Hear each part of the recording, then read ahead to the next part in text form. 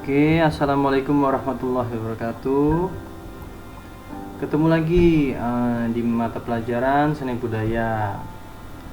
Sebelumnya kita sudah bahas yang sudah ketemu saya, kita sudah bahas tentang seni rupa Nusantara ya. Nah, kali ini kita bahas tentang seni tari yang ada di Nusantara. Disimak baik-baik. Yang perlu dicatat,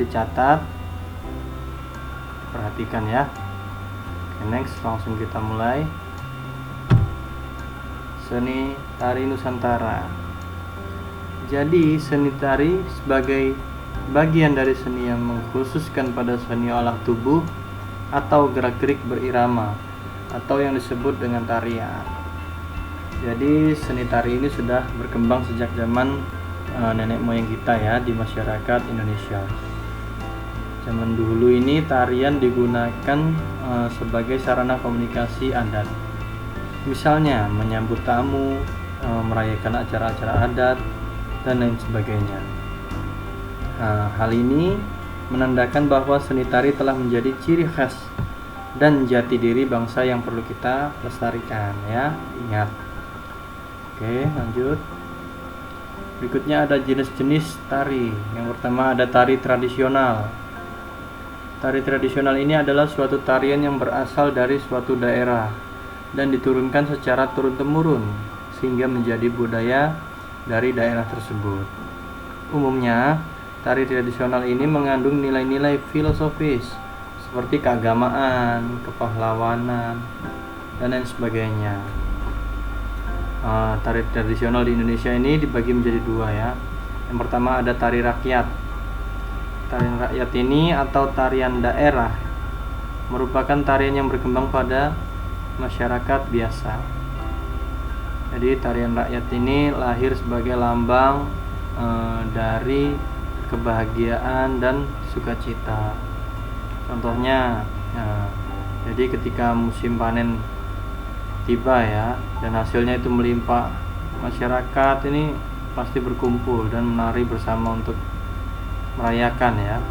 Nah, ini termasuk dalam tari rakyat. Lalu yang kedua ada tari klasik. Tari klasik ini adalah tari yang lahir dan berkembang di lingkungan keraton dan istana. Masyarakat ini biasanya dilarang ya untuk menarikan tarian-tarian ini. Jadi dulu tarian ini itu digunakan untuk menyambut tamu-tamu kerajaan atau keraton ya, atau istana-istana.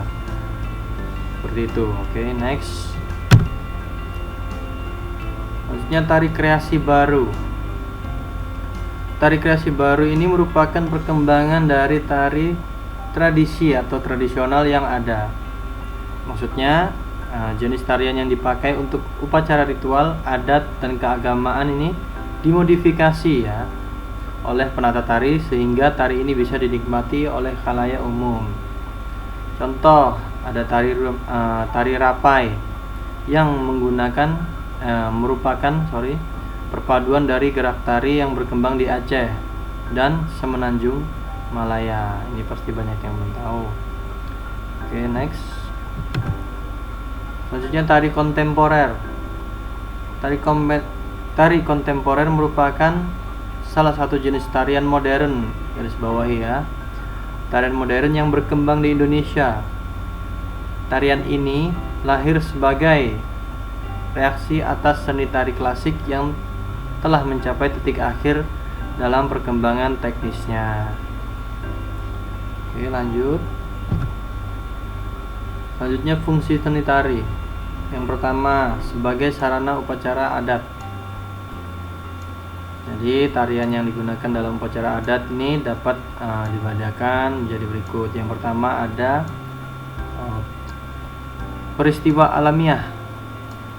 Jadi tarian upacara adat yang bersifat alamiah ini ya biasanya berhubungan dengan kejadian alam. Contoh tarian upacara menanam padi. Nah, lalu tarian minta hujan, memohon keselamatan, dan lain sebagainya, masih banyak ya. Lalu yang kedua ada peristiwa kehidupan.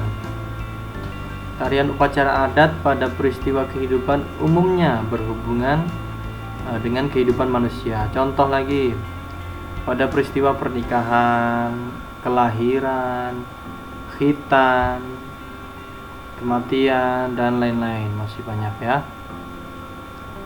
Oke, next. Selanjutnya ada sebagai sarana upacara keagamaan. Nah, di dalam kehidupan keagamaan sejak dulu ini manusia menggunakan tari-tarian ya sebagai sarana untuk berkomunikasi dengan Tuhan. Nah, biasanya tarian yang digunakan sebagai sarana keagamaan ini bersifat sakral ya. Contoh, saya beri contoh tarian kecak. Nah, kecak ini pasti banyak yang tahu ini ya, dari Bali. Lalu tarian rejang. Ini kalau tidak salah dari Bali juga. Ini rejang, ini saya beri contoh yang sebelah kiri. Gambar yang sebelah kanan ini tarian kecak. Oke, next. Selanjutnya ada sebagai hiburan. Jadi hampir di setiap daerah Nusantara ini ya memiliki tarian tontonan. Tarian tontonan ini atau pertunjukan adalah jenis tarian yang dihadirkan sebagai hiburan semata dan bertujuan untuk menyaksikan tarian ini akan merasa terhibur. Jadi tarian ini sebagai hiburan ya, tujuannya ya untuk menghibur supaya yang menonton atau yang melihat seni tari tersebut merasa terhibur. Itu namanya tarian tontonan atau pertunjukan. Oke, next. Selanjutnya ada sebagai media pergaulan. Jadi untuk mendapatkan suasana keakraban, manusia membutuhkan suatu sarana ya. Salah satu sarana itu yaitu tarian pergaulan. Tarian pergaulan ini adalah jenis tarian untuk menyatukan kerukunan bermasyarakat ya. Ini saya beri contoh, ada tari Jaipong nih ya, di gambarnya yang di sebelah kiri. Udah tahu semua pasti Jaipong. Lalu ada tari Manduda yang sebelah kanan, saya beri contoh gambarnya. Manduda ini tarian dari Sumatera ya. Kalau Jaipong dari Jawa Barat ya, Sunda ya kalau salah ya. Oke, next.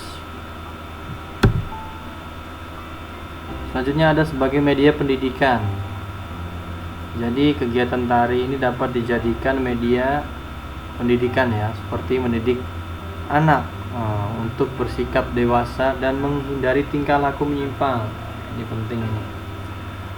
Jadi hal itu disebabkan nilai-nilai keindahan dan keluhuran pada kesenian tari ya, dapat mengasah perasaan atau pribadi seseorang. Jadi kalau kalian mengikuti kegiatan tari atau kesenian tari ya, itu bisa mengasah perasaan atau pribadi kalian untuk bisa bersikap lebih dewasa, bisa untuk menghindari tingkah laku menyimpang ya. Oke, next. Selanjutnya unsur-unsur seni tari. Yang pertama ada ragam gerak. Nah, gerak ini merupakan unsur utama ya, dan juga unsur estetika dari tari. Gerakan tari berasal dari tubuh. Pasti gerak dalam tari secara kedalaman merupakan media ungkap dari pernyataan dan ekspresi. Lalu yang kedua ada bentuk iringan. Jadi iringan ini dan gerak dalam karya tari merupakan dua unsur ya, iringan dan gerak, dua unsur yang saling mengisi dan membantu. Gerak ritmis dalam satu tarian dapat diperkuat dan diperjelas dengan iringan. Bentuk iringan tarian dapat berupa jenis musik iringan dari internal maupun eksternal. Nah, jadi internal ini seperti bunyi-bunyian dari tubuh kalian sendiri ya, seperti contohnya tarian dari Aceh ya, kalian pasti tahu yang tariannya berlutut itu ya, dari Aceh itu. Saya lupa namanya itu ya, nanti kalian bisa searching. Lalu untuk yang eksternal ini ya alat musik biasa iringan alat musik ataupun kalian menggunakan alat musik yang diputar. Itu eksternal. Oke, next. Selanjutnya ada kostum atau busana tari. Jadi kostum tari merupakan suatu estetika yang tidak dapat dipisahkan dari wujud tarian, ya, betul sekali. Terdapat berbagai kostum tarian, ya, yaitu kostum tarian yang digunakan untuk upacara dan kostum untuk tarian pertunjukan atau tontonan. Lalu yang selanjutnya ada tata rias. Ini saling berkaitan semuanya, ya, sama-sama penting semuanya. Tata rias adalah salah satu unsur pendukung karya tari. Tata rias adalah teknik pemakaian alat-alat rias pada wajah yang bertujuan untuk memperkuat ekspresi penari, ya, dan menunjukkan perwatakan pada tarian yang dibawakan. Jadi semua ini sama-sama penting, ya, kostum, tata rias, dan sebelumnya tadi juga penting. Oke, next. Selanjutnya ada pola lantai. Pola lantai ini adalah garis lantai yang dilalui oleh penari saat melakukan gerakan tari.